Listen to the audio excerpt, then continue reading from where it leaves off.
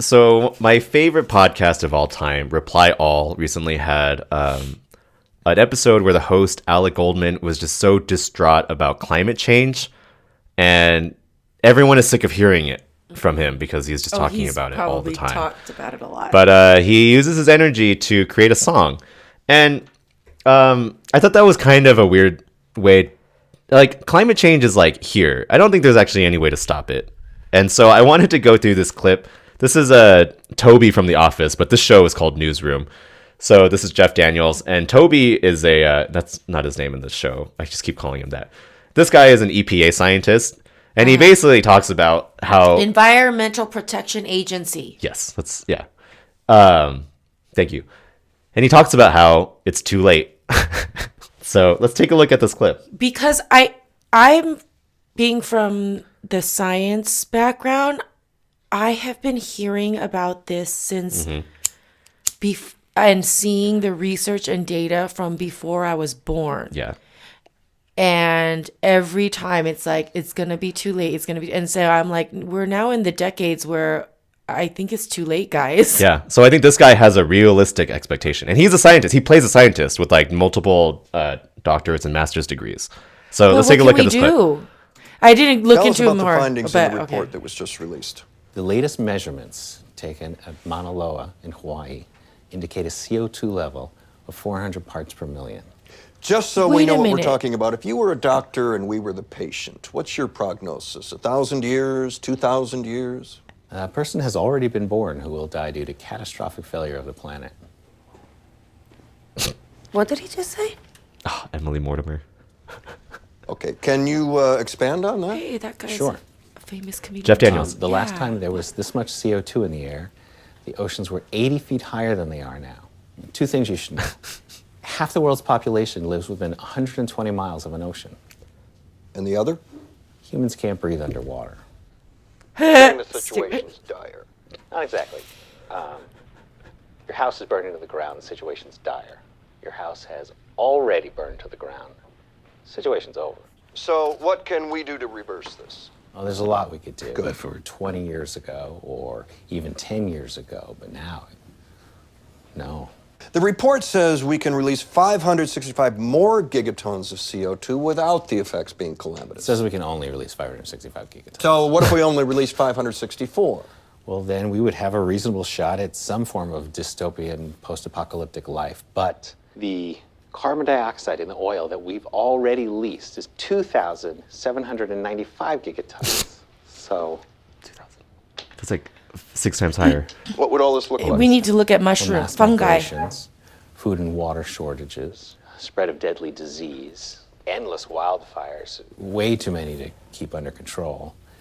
And storms Yeah, that they've have the pretty power much to given level up in cities, most of California blacken when they out the go. sky, and create permanent darkness. Are you going to get in trouble for saying this publicly? Who cares? He's like saying the stuff that like some preachers say about the apocalypse. Yeah. This is it's too late to do anything about climate change, basically. Like, the only thing you can do is accept it and then forecast climate change in mind so that you can, have a future. Uh-huh. So, Kurzgesagt, I mean, this is obviously like fiction. This came out like 10 years ago, though. Maybe 8. Newsroom, great show. I highly recommend it. It's written by Aaron Sorkin, Jeff Daniels. There's a lot of famous people, Emily Mortimer, a lot of great people. So what leads to climate change and why can't we stop it? It's growth. And so Kurzgesagt, another great YouTube channel, explains Growth? it. Yeah. The richer That's and why more COVID developed we came. are, the more emissions our lifestyle produces. A programmer in the US has Not a higher everybody. CO2 footprint than 50 farmers in Uganda. Yeah. A programmer in the U.S. has more of a CO2 footprint than the 50 farmers in Uganda, and most of that is just consumption, right? A person who, anytime you order, we make a lot of trash too. That too, We make a lot of and anytime you order anything that comes overseas, yes. that's huge. Like just because like we have now global buying power, and so the programmer doesn't necessarily create more by himself, but just by buying and participating. Being connected in this economy. Yes, that is our economy is causing a global issue. So that's what I'm saying. It's like by the far. richer we get, the more CO2 we emit. And that's exactly what this video says too. The world's wealth is growing almost everywhere. And although it's far from evenly distributed, economic growth has led to the highest standards of living and the largest reduction in extreme poverty in human history. Growth has become the dominant mantra of the world's economies, no matter what kind of political system they have. It's unlikely that rich countries will give up the concept of growth anytime soon. But even if they were to, developing countries want to become rich too. For billions of people, the end of growth would probably mean staying poor, and so developing countries are not willing to stop growing their economies. Yeah. All in all, we can be sure that growth as a guiding economic ideology is not going to go away anytime soon. More countries and their citizens around the world will grow and become richer, while the rich economies will continue to grow their wealth. There are some signs that growth can be decoupled from CO2 emissions, but we're not close to that yet. As a consequence of this growth, CO2 emissions will rise. Okay, so far we've learned that because of population growth and economic growth, humanity's CO2 emissions will increase. That's I think bleak, it's huh? in the way we consume. And, right. Well, I mean, it's in the way countries we're grow so too, like inefficient. I infrastructure. Think it will change. Well, no, but We've got people like there's Greta Thunberg. there's no alternatives for growth. There is only like you still need like big trucks to like build. Like you need countries to industrialize. Like there's no alternative to them for them to skip that. And so that's why it's like But we are by letting industries or pushing industries to push for lesser of this per capita. You still have to reduce it. but And countries they can that still want to grow, grow. they might not. They I might think not make it. they're still doing it. China invested heavily in renewable energy. They're making their banks, and same with Europe. They're starting to push their banks. No more investing in things that are causing too much CO2 emissions. No more oil stuff. No more, like they're actually pushing for the newer technologies that would But there's- supposedly help with this. And the countries that are actually doing it on a high level are reducing them, Okay. I think. I mean, otherwise, what are we going to do? Just let everybody keep. I mean, why do you think we keep voting for trying to get into like electric vehicles and like But electric vehicles aren't the problem. no, you I know. It's like but the each shipping industry is and like trying everything. to make a change. Every industry that's related to economic have to be growth, given like the shipping industry, construction industry, like solutions. all huge emitters, and there is no options for them. It's like that's the biggest emitter, right? Is the shipping industry? They're all on these huge diesel ships. Like the world's gonna get hotter basically, and it's all gonna flood. And so let's take a look at lands that are gonna flood in our lifetime. Actually, It's this not is, just in our lifetime. This has happened before. We've seen it where their whole I know, landscapes but- keep flooding. but if you're why do looking- we think Houston? If it's you're like, why aren't looking they for- building higher? Yeah, if you're looking Like, for property underneath the sea level, like it's not a good investment. You need to be at least like 100 feet up now. we're safe. That's why it brought us to the high. Yeah, we're like I'm gonna wait for the ocean 3,400 to feet come up. to me, guys. You just it's gonna be From yeah, the it's year gonna be- 1900 to 2016, the ocean rose by approximately 21 centimeters, while the human population rose from 1.5 billion to over 7 billion. And carbon emissions went from 2 billion Let's tons wait to till 36 what billion happens after tons COVID. annually. All this means is that we're going to observe even greater increases in sea level year after year for the rest of the century, with estimates of a 38 centimeter rise by 2100, which by my calculations should be near the end of yours and my lifetime. Meaning these are the lands that we all have to worry about right now. Now, before I get started, I find it important to note that the process of flooding a coast, just like all other natural processes, will be a gradual one. Nowhere is just going to flood overnight, but rather storm after storm will wear down on the coast and wash away any loose ground until finally when the storm surge recedes, we'll find less land where there previously had been. Now, it's pretty arbitrary where we start on this one, so let's just begin by looking at North America. After all, it's here that the United States has historically emitted more total greenhouse gases than any other country. All right, so this is a elevation. USA. This is an elevation map. So the dark green is like the lowest points. It's basically like sea level. The light green is like the mountains, and then when they go up to that brown color, that's like really high. And so it's like you can see California's Central Valley, that Green. dark green on the west coast. We're gonna have islands. These are gonna be little islands right here. Well, no, okay, he'll explain it. He'll explain it Oh. later. But basically, everywhere that's dark green is effed. You should not be living in that zone. This place in the Gulf Coast gets flooded over and over and over. We need to move the people out. Got to move to Oklahoma, Texans. All right. It's here that we'll get a nice introduction to all of the different landforms that fall gonna most accuse us of vulnerable to the fear-mongering. rising sea. Looking at Florida on our elevation map, we'll find essentially the entire peninsula sitting flat and low. This is the result of how the Florida landmass was constructed, as the millions of shells of dead sea creatures fell to the ocean floor and piled on top of one another, they slowly cemented under their own pressure into one solid limestone deposit, the bedrock of the peninsula. So Built on dead crustaceans. Yeah, Florida is just one big beach. Problem with What the this Bible type say about building your house on the sand? of land formation is that it depends on gravity to distribute where the shells collect. And since gravity prefers perfect spheres, this produces an incredibly flat landscape. This explains why over half of the Florida peninsula is already underwater, and how even the smallest increase in sea levels can drastically alter the peninsula's standing against the ocean. Dang, that's a huge difference. So he said Florida's already underwater, or half of Florida's already underwater. So I'm guessing this light blue area is actually the entire peninsula of Florida. But then... Yeah, that's why it's like Cuba. Remember when we went to the beaches and you would walk out yeah, and yeah. you're like half a mile and you're still only hip length in water? It's nothing like the California coast where it's like a huge drop off.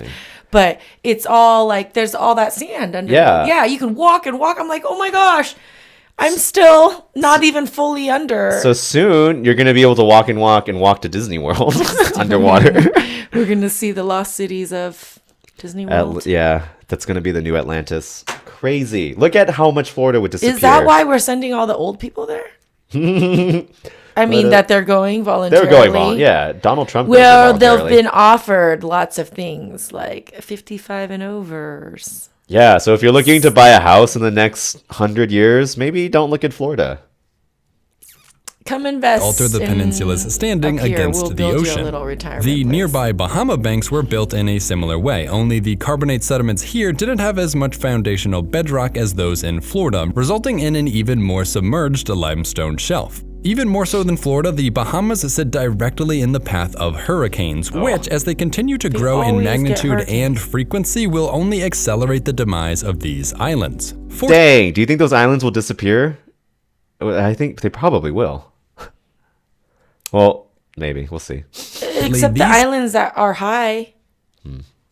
Types of limestone landforms are kind of rare. Unfortunately, a far more common method of building land against the ocean is through river sediment deposition. You see, as rainwater becomes runoff, it picks up a lot of loose soil and rocks along its way to the ocean. This sediment load stays suspended in the fast-moving river water until something like reaching the ocean slows it down and allows all the dirt to settle out. This is how river deltas are constructed, which just so happen to be some of humanity's favorite places to set up camp. The only Yeah, humanity loves to live next to river deltas because you get This fresh is why we water have such disasters when dams break.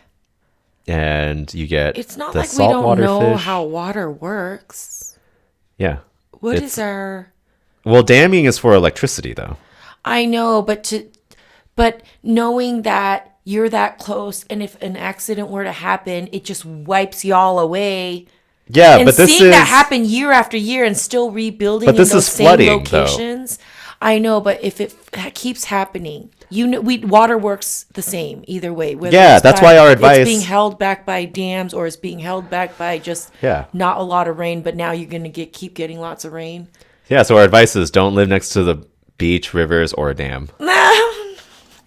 Problem is, again, gravity, which dictates where these sediments fall, and therefore, again, results at in the an highest exceedingly points. flat landscape. This, combined with the fact that river deltas by nature form on the coast, is why we'll see the nearby Mississippi River Delta submitting more and more to the ocean each year. To make matters worse, Gosh, look at how much disappears. So yeah, if you This live is all a rendering. still, I mean, you heard what Toby from The Office said. 80, And 80 also, feet higher. The yeah, last time there was this the much seed CO2 bank in the year. up there, the seed bank, all of that unfroze. Oh yeah, permafrost is unfreezing. Do you know Yes. what permafrost means? It means permanent frost. It's not It's supposed to be unfreeze. permanent. Yes, it's not a seasonal frost. Yeah.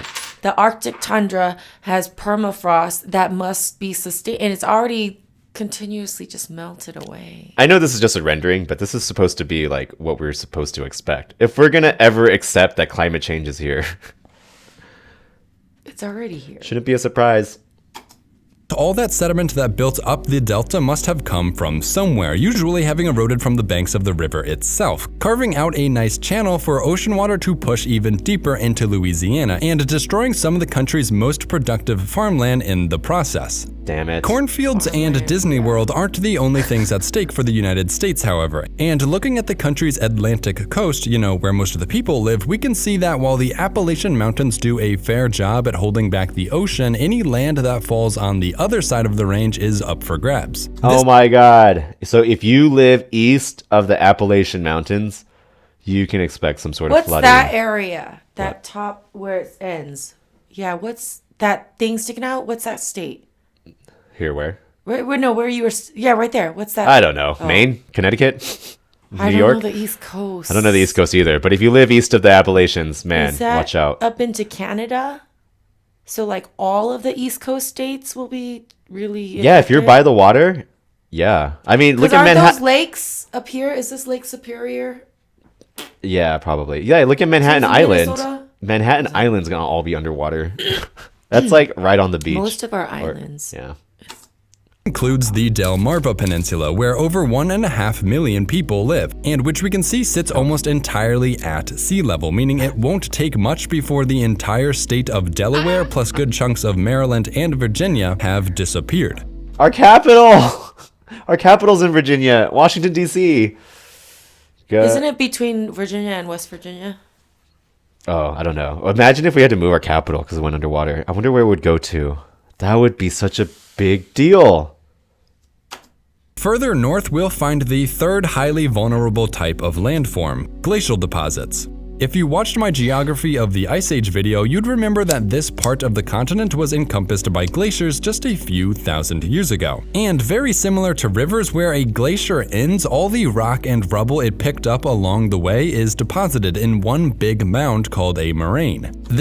Do you know, does a glacier move like a river where it flows, or is it just literally one block of ice that's just like sliding around? It's one giant ice. Really? Because the way, okay, because But it's got stuff in it. yeah, the So way. as the water melts away, the stuff that it's made So part of it is fluid, maybe, and then part of it is salt. It's so interesting. Glaciers. Yeah, that's where like minerals and stuff could be are.